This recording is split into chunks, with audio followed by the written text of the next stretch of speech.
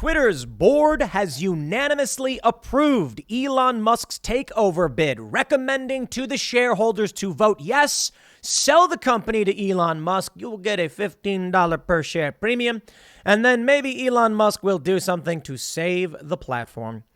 The internet is a dirty cesspool. Most of you know this. We have that phrase, welcome to the internet. However, we do use this space for sharing political ideas, debating public policy, selling products. I mean, it's a massive portion of our economy and of our lives.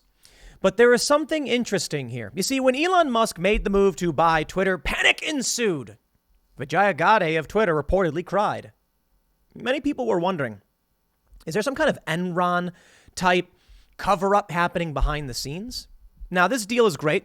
I look forward to a platform owned by Elon Musk, and I look forward to him actually at least attempting to uphold his values, so he claims, of free speech and letting people speak their minds. But in this, we've seen some interesting things. Notably is that right after the deal was announced, leftist accounts saw a massive purge in their following, and people associated with the culture war right, be it moderate, libertarian, liberal, or whatever, saw a major increase. I, for instance, gained over 100,000 followers in like 3 days. Now, people try chalking it up saying, oh, well, it's because people are coming back to the platform. But, I don't buy it. Which, my friends, brings us to something called the dead internet theory. Have you ever heard this one? It's a conspiracy theory. And the idea posits that the internet died sometime in 2016 or 2017. And now it's almost entirely bots. That is to say, anyone who's allowed to post on the internet it's just it. You're allowed, and there's very few people. Most people don't realize that the internet is comprised of bots imitating people to make you think there's popular opinion, when in reality, there is but a select few that actually engage. Now, it's not true. I mean, we'd like it to be true, but it is somewhat true in many ways. Bots do dominate many platforms, as Elon Musk points out. What if it actually is mostly true? I'm not saying I know it is. And that's why Truth Social is so dangerous. And that's why Elon Musk's takeover is so dangerous. When you look at Donald Trump's Truth Social, you can see there's actually a ton of engagement. What if that's where the real people are? What if there's very few of them? What if Elon Musk getting into Twitter exposes that this platform is just a bunch of bots pushing bot opinions, and there's actually only a few thousand people who really do post? Makes you think, doesn't it? I mean, look, they ban small accounts that say learn to code. They ban Alex Jones and people associated with the right. And there's only acceptable people who are speaking up. Also, Occupy Wall Street accounts were banned as well. What if it really is true, the dead internet theory? Well, let's take a look at the story about Elon Musk and give you the news first. And then we'll talk about dead internet theory, which it's really creepy. But I mean, I'll say this. Donald Trump won because of meme magic. Everybody knows it. Well, anybody honest knows it, that people were memeing Trump to the presidency. What if after this, there was a panic and some form of the dead internet was then enacted? They banned tons of people and then slowly rolled out bots to make you think the internet was still functioning. I mean, you can go to websites, you can read, you can comment. The point is that many of the accounts you interact with, and this is true, are bots. To what degree, though, is the interesting question. Before we get started, my friends, you must head over to festival.minds.com. That's festival.minds.com. We're having a big event this weekend. I hope to see you all there because this is a bold move in culture, war, politics, and conversations. At the Beacon Theater, June 25th in New York City. And I believe, let me make sure I have the time. The doors open at 7 p.m. The show is 7:30 p.m. to 11 p.m.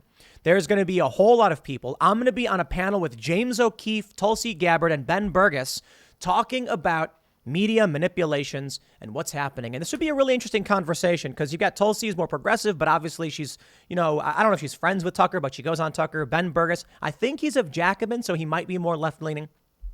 James O'Keefe, of course, and I. Should be a really fascinating conversation. Plus, we got tons of stand-up comedy. We got Jamie Kilstein's going to be doing comedy. Go to festival.minds.com. Use promo code IDEAS, and you can get 75% off. We want to pack this place. So I'm going to be there. It's going to be fantastic. There's VIP tickets. There's like meet and greet tickets, I think. And they have festival for 50% off on the website. But if you use ideas, you get 75% off. And here's the best part. We know that people are hurting. Not everybody can afford to go. Some people are like, dude, I'd come, but I can't afford it. You can submit an application for free tickets because two things. One, obviously, we want to pack the place. We want this place sold out. We want you all to be there. We want to make this more about the ideas. The reason tickets cost money, I'm not organizing this. This is organized through Minds, but I'll just tell you, paying for the hotels and flights of all these people to bring them out, it costs money. I'm not being paid to be here, mind you, but organizing this thing costs a lot of money. Renting the space costs a lot of money, but obviously we want people to be there because the ideas and the mission is the most important thing. So if you go to festival.minds.com, there's a free ticket request form. Fill it out. Seriously. Tulsi Gabbard, Tim Pool, James O'Keefe, Cornell West, Dr. Cornell West, Blair White, Coleman Hughes, Daryl Davis, Seth Dillon, Zuby, Majid Nawaz, Nick Gillespie, Bill Ott, Median Crossman, Chrissy Mayer, Ben Burgess, Stephen Bonnell, Libby Emmons, Margaret Kimberly, Winston Marshall, Ryan Long, Tyler Fisher, Jamie Kilstein. This is going to be awesome. It's going to be really cool. And I guess there's like a meet and greet thing. So maybe I will see you there if you guys sign up. Check it out. Let's get back to the news. But again, festival.minds.com. Twitter board approves Musk's takeover bid. Twitter's board of directors has unanimously recommended that shareholders approve the sale of the company to Tesla CEO Elon Musk, according to a recent filing with the SEC. Stockholders who do not vote in favor of the sale will have the right to seek appraisal of the fair market value of their shares of stock, not including gains due to the announcement of the deal, in lieu of receiving $54.20 per share in cash upon completion of the sale. Shortly after news of the filing was released, Twitter's stock jumped 3.8%. You'll love to hear it. If the deal were to close today, shareholders would profit more than $15 per share, according to the New York Post. However, the announcement from the social media giant comes as its new prospective owner is casting doubt over the sale. Musk recently threatened to walk away from the deal after Twitter refused to provide evidence that no more than 5% of its users were bot accounts. Bot being short for robot, obviously. An audit conducted in May 2022 found that nearly 20% of the platform's users are likely bot accounts. The audit also determined that roughly 70% of Musk's followers are likely fake. Dead internet theory. It is the only answer. Okay, not really, but I love the idea. So I'd like to point out that before we move on, Elon Musk has brought up some issues with this. I'd like to point out that Elon tweeted, "What is your favorite cheese?" And he got something like 80,000 responses. Amazing. The sheer variety of cheese is amazing. Red Leicester is really good. Have you ever had that? Oh, man. What is my favorite cheese? Oh, that's tough. Dubliner, maybe. You guys know Dubliner, right? Kerrygold. Oof, that is so good. It's like Parmesan and cheddar combined. It is so good. But you can't go wrong with a good pepper jack. Pepper jack. And I know it's not really cheese, but I do like American cheese mixed in with stuff. It helps it melt better. And, if you're doing like a grilled cheese and you want to do like multiple cheeses, you got to do like Swiss, American, and then cheddar so it melts together. That's how you do it.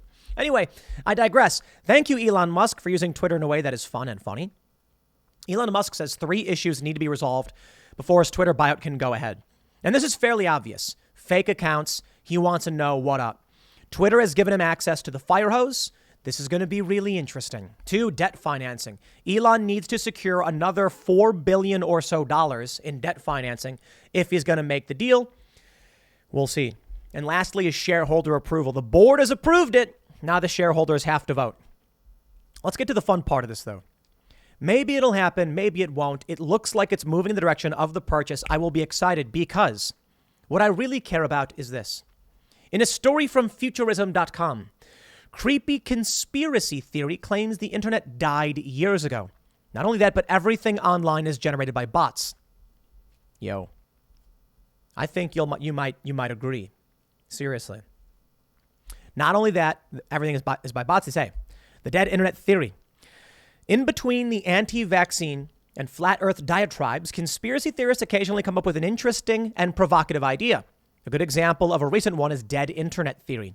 This theory states that the internet as we know it actually died sometime between 2016 and 2017, according to The Atlantic. However, this doesn't mean the internet is gone necessarily. Rather, most of the people we see online doing things like publishing content, posting social media updates, and commenting are actually bots. One of the more popular posts explaining the theory comes from online forum Agora Road's Macintosh Cafe. Let me let's pull this one up. Maybe it's better. In January 2021, a user named Illuminati Pirate created a thread on the website titled Dead Internet Theory, Most of the Internet is Fake. It goes into how much of the internet is now created and managed by AI and is filled with bots. I've seen the same threads, the same pics, and the same replies reposted over and over across the years to the point of me seeing it as unremarkable. I'd like to tell you where this gets actually much scarier than Dead Internet Theory. I'm sure you've seen it. The same comments, the same replies, the same messages over and over again. Obviously, some of this is automated, scripted, and things like that. Let me read it a little bit more and then freak you out just a bit more than this theory could. Behind the death of the internet are corporations working in conjunction with the government to push propaganda and coerce actual users to purchase products. After all, there needs to be shadowy puppet masters pulling the strings. I think it's entirely obvious what I'm subtly suggesting here, given the setup. The U.S. government is engaging in an artificial intelligence-powered gaslighting of the entire world population. Maybe. Sounds fun, doesn't it? Is it true? Before I read more, let me say this. There is a scarier reality than the dead internet theory. Why is it?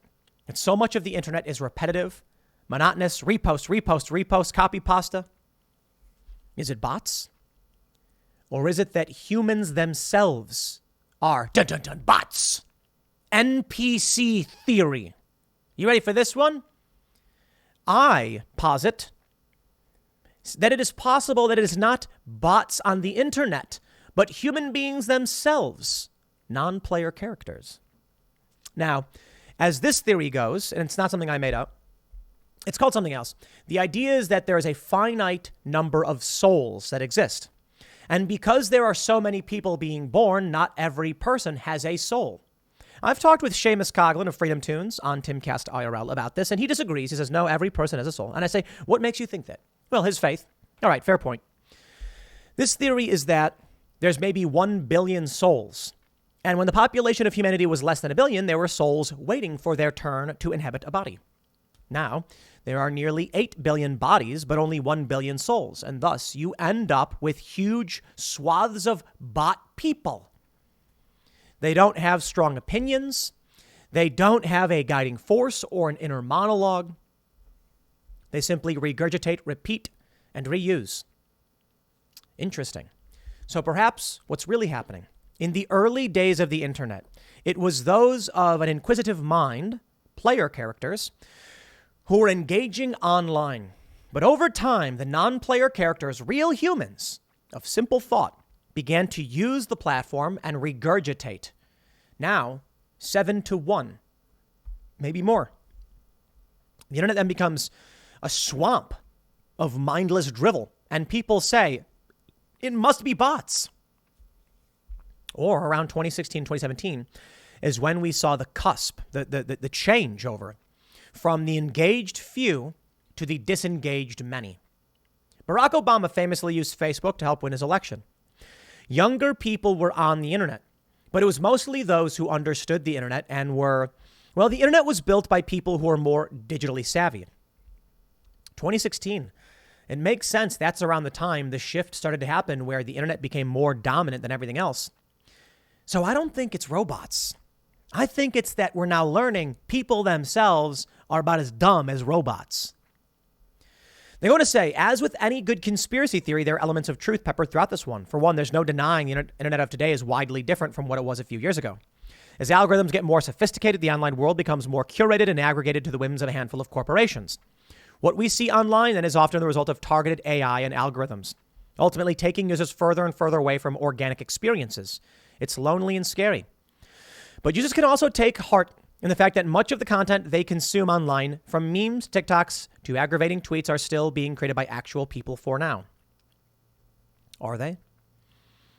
Dead internet theory, Agora Roads Macintosh. I have no idea what this is. And we're living in the 90s. Is that the actual theory? TLDR.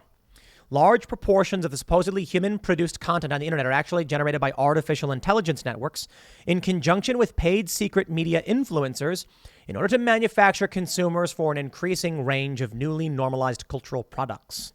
I wish. I will tell you this. I covered the story back in 2018. I talk about it frequently. Hitler doing weird Tai Chi dancing with the Incredible Hulk, and like Hitler's got like a female body with big tits. Those things exist. They were eventually removed from YouTube. What if that was the experimentation of the bots? What if that was corporations trying to figure out how to AI generate content? I would not be surprised. I suppose the main issue is I'm sitting here in an undisclosed location talking with no script at a camera. I upload it and you watch it. But what if no one's really watching it and all of those viewers actually see our bots and everyone commenting our bots and very few people actually watch and they're just trying to trick me into thinking I'm talking, but I'm just talking to the wind or to a brick wall? Well, I'd believe that if it wasn't for the fact that we get death threats and when I go outside, people are like, I know you. It's fun to believe this stuff, right? But I just don't think it's reality. Take a look over at Truth Social. The engagement there is... it's legit. Variety reports Trump's Truth Social is banning users who post about the January 6 hearings, according to reports. Somehow I just don't believe it. I think it's lies and manipulation. Maybe that's the reality. The media is lying to you. Maybe the reality is the average person is a follower. So, is the internet dead? Yes, it is. That's, in my opinion, a fact. It's zombified is a better way to put it, and that's quite sad. Man, the internet used to be this vibrant space, but it was because there was very few people using it. I remember back in the wee old 90s using Real Player to stream Dragon Ball Z. I don't remember when the Frieza saga came out, but I was watching with my friend on this very tiny box, Goku going Super Saiyan for the first time in Japanese, and we were like, yes! It was remarkable that we were streaming this and the Real Player would like load a little bit and then we have to pause it and then it would like load a little bit and we were like, come on. Back then, most people didn't use the internet. Nobody cared. In fact, in the 90s on TV, they were like, this internet thing won't catch on. It's crazy. People bought websites like pizza.com because nobody was using it and that became prime real estate. Here's what I think happened. I think most people, the older generation that was in control of things, wasn't using social media.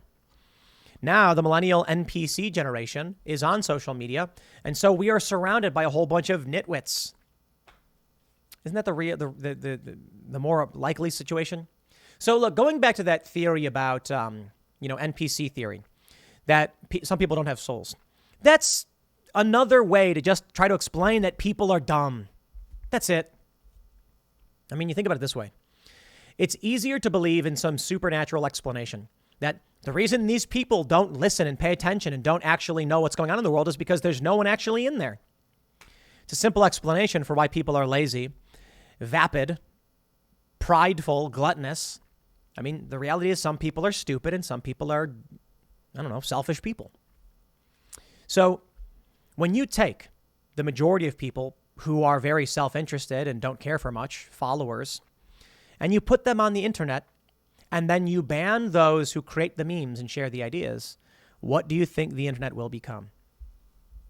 Which brings me back to the Elon Musk point. If Elon Musk does buy Twitter, and he opens up the doors again, maybe we will go back to a simpler age. Or maybe there's something else we can do.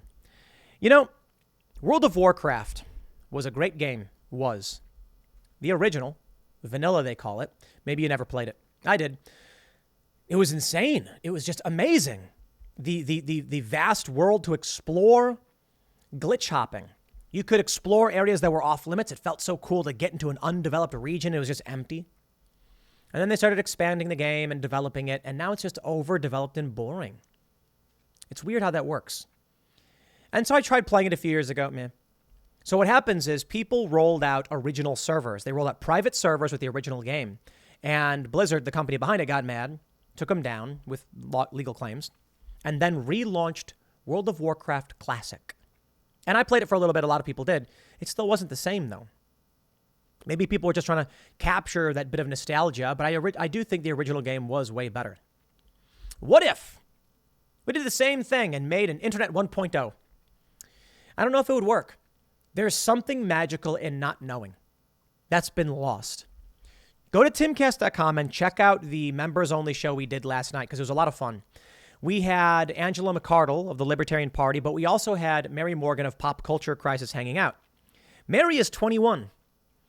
We're all in our mid to late 30s. Ian is early 40s. And so talking with her was actually, it was kind of funny. I was like, Mary, you will never understand how it was when we were kids and you'd wake up, you'd call your friend and he wouldn't answer. Nobody would answer at the house. You'd go to his house, knock on the door, and his mom would come out and be like, Jim's not here.